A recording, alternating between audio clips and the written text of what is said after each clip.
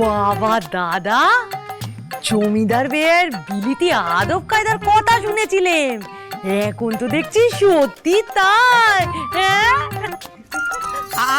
সুদা, তোমার সবেতেই এত ঝাঁপিয়ে পড়ার কি দরকার বলো দেখি? যার উপহার সেই দেখুক না।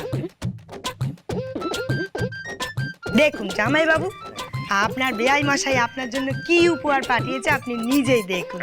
জামাই বাবু, আপনার বেয়াই মশাইয়ের মনে হয় কলকাতায় যাতায়াত আছে, সেখান থেকেই এইসব নামি দামি বিলিতি আতর পাঠিয়েছেন।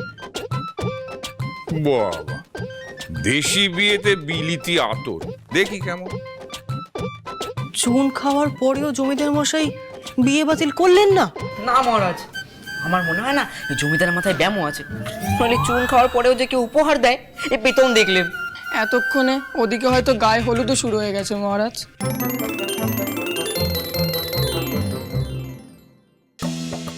ধরো। বাবা, বাহার আছে তো।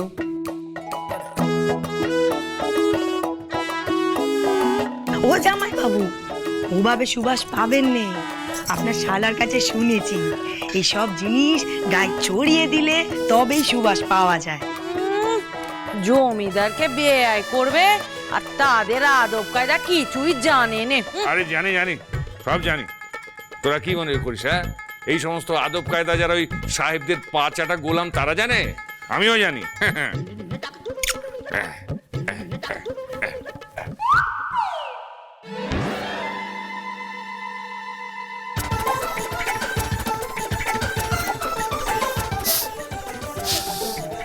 এ বাবা, এরম এরম পচা পচা গন্ধ বেরোচ্ছে কেন?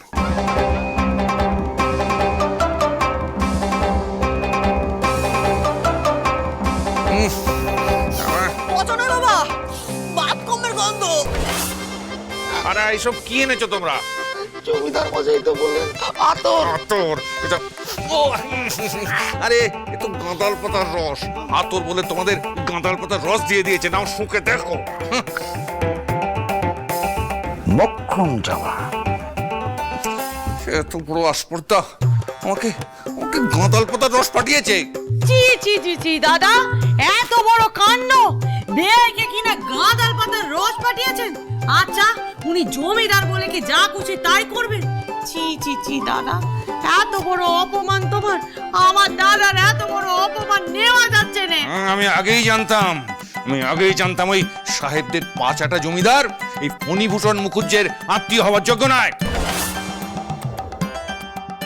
বলছিলাম দাদা, জমিদার মশাই আপনাকে একটা চিঠি পাঠিয়েছেন। দেখি কি চিঠি।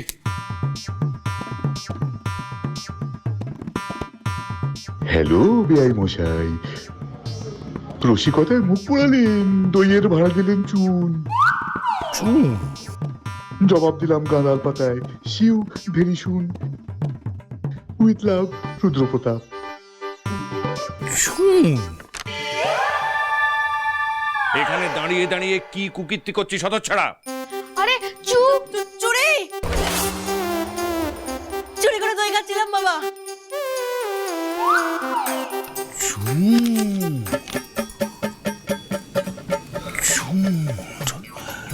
মানে চুনে বেয়ায়ের মুখ পুড়িয়ে দেওয়ার মতলবটা মানকের।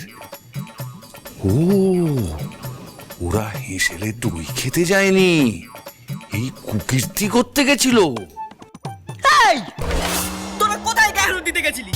যেই বাড়ির লোকেরা আমার পিতা ঠাকুরকে অপমান করে, সেই বাড়ির সাথে আমার কোনো সম্পর্ক হবে না। জামাই, চুন নিয়ে বেয়াই বাড়িতে কে গিয়েছিল? বলছি দাদা, কাকাবু শুধু জোড়া কাতলায় নয়, এই বিশেষ দইয়ের হাঁড়িও পাঠিয়েছেন। বলেছেন চেকে দেখে জানাতে কেমন লাগলো।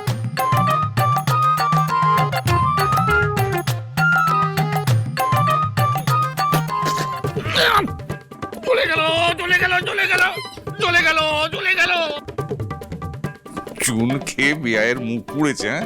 আচ্ছা, জব্দ হয়েছে। না না, এই অপমান মেনে নেওয়া যায় না। ঠিক বাবা, ঠিক। বাবার অপমান মানে আমারও অপমান।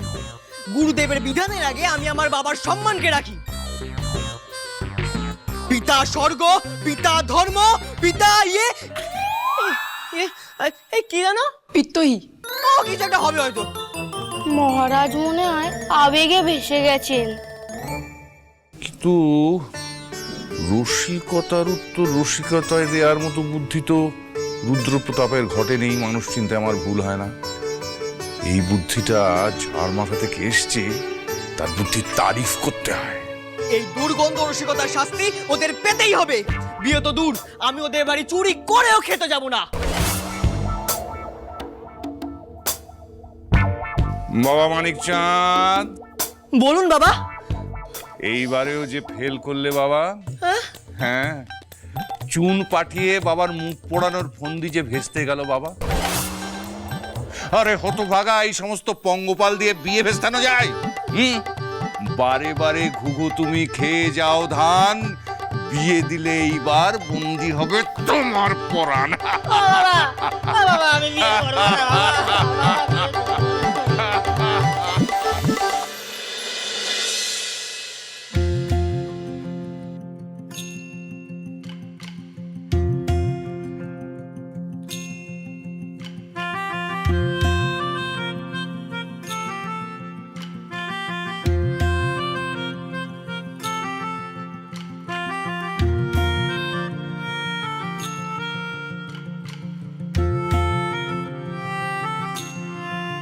সাজো সাজাও এমন করে, বুঝতে নারী কেমন তুমি। সাজো সাজাও এমন করে, বুঝতে নারী কেমন তুমি। আসল তোমার কতেক খাঁটি, কতেক নকল তোমার মাটি। সাজো সাজাও এমন করে, বুঝতে নারী কেমন তুমি। চুলের বাহার টেরি কেটে, সাধকি শুধু তাতেই মেটে। চুলের বাহার টেরি কেটে, সাধকি তবু তাতে মেটে। দেখতে চাই গো হৃদয় ঘেটে,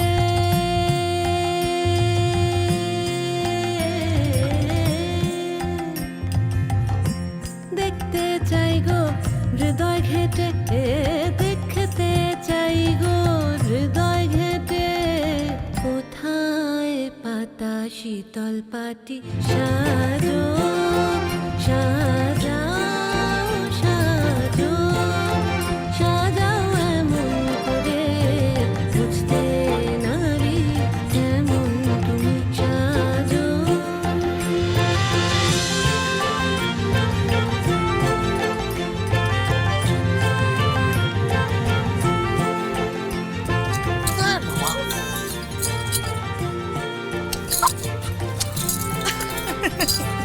কই দেখি দেখি, এই তো।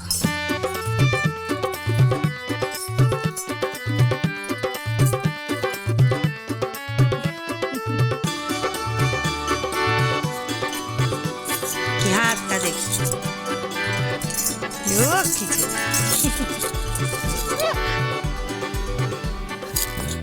শুধু বাঁচা, যে করে ওকে এই বিয়েটা আটকা। তুই যা চাইবি আমি তাই এনে দেবো। বেশ তো, আমার একটি বৌদিদি নিয়ে তাহলে। তোরা খুব বুঝতেই চাইছিস না। আরে আমি এই বিয়েটা করতে চাই না। শোন দাদা, এখন এসব বললে হবে না। এখন এখানে চুপটি করে বস। চল বাবা, কি করছিস? একটু চুপটি করে বস দেখি, না হলে কি সাজানো যায়? সত্যি আরে তোদের কি হলো? আরে এদিকে দেরি হয়ে যাচ্ছে তো। কি করে হবে বাবা বলো তো? দেখো না দাদা কত চটপট করছে, এই জন্য দেরি হয়ে যাচ্ছে। আর কতক্ষণ? এই তো 2-3টা পড়ালেই হয়ে যায়। হ্যাঁ, আচ্ছা ঠিক আছে, একটা কাজ করো, তোমরা যাও, আমি বরং ওকে ধুতিটা পরিয়ে দিচ্ছি। হ্যাঁ হ্যাঁ। সেই ভালো, তুমি পড়িয়ে। হ্যাঁ। কমলা শ্রীমান পৃথ্বীরাজ।